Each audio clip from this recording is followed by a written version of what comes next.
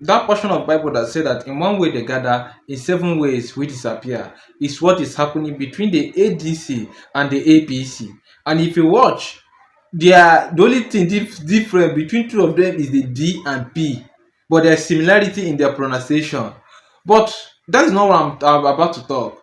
You see that the APC are the power monkeys that we have in the country, and they are doing everything possible to make sure they return in power in 2027. Now, the ADC have come out to share the resignation letter of their former national chairman.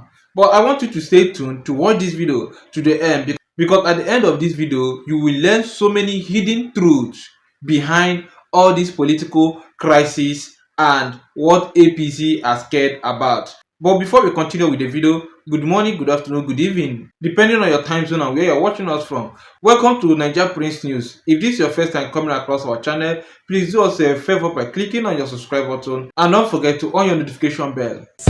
Let me get this straight. Yes, There was negotiation amongst members of the leadership of the former leadership of the ADC with the people you now call usurpers. Is that correct? Quite correctly.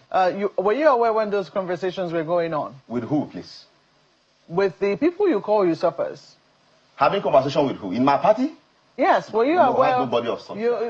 Okay, but you recognize Mr. Ralph Mosu as the chairman of the party. He resigns from the party. That's what I'm saying. I'm not privy to any other secret conversation. You were not aware with any conversation he was having on behalf of your party. He resigned with Senator David Mark and a number of other people who were. That is not recognized by us. It's voluntarily done on personal ground. He resigned from the party. It was done on personal ground. So yes, there was nobody with him when those conversations were taking place. Like I said, that's unknown to us. Please. I'm asking is a question. It's unknown to us. There was nobody else who sat with him as a member of the ADC. It's unknown to us. So when this takeover, this handover was being done, when I remember Senator David Mark, Mr.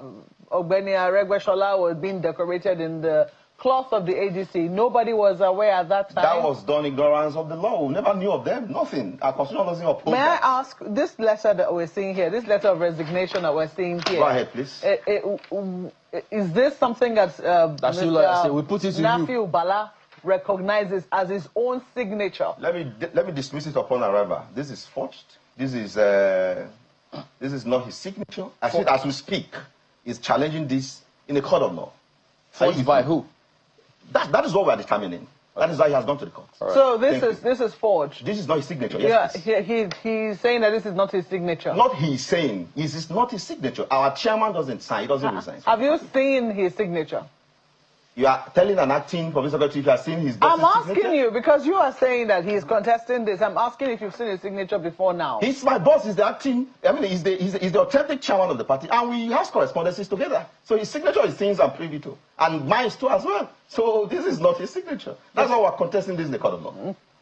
It'll be interesting to see how that eventually goes, because you say he's also, and you allege that this is forged. As I speak to you, you can do your verification. I'm just a little curious as to when this purported letter of resignation appeared and when Honorable Nafiu Bala decided to go to court. When did he decide to go to court?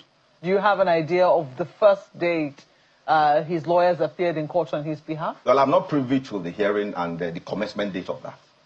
Do you have an idea of the period? Maybe you don't have the exact date. I just answered you. I'm not privy to the surrounding. But what I'm going to tell you categorically clear, this is not his signature. It's interesting because it will be very interesting to look at the dates when he went to court and when he was... The court should determine that. This is before lawyers and SANS already.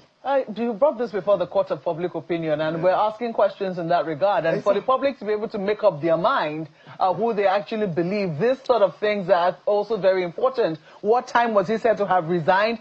When this initial action happened? And was he said? I have not put it categorically. Kwankwanso, Gawuna, and how much of an intrigue, and what does this mean for your party? It is really concerning.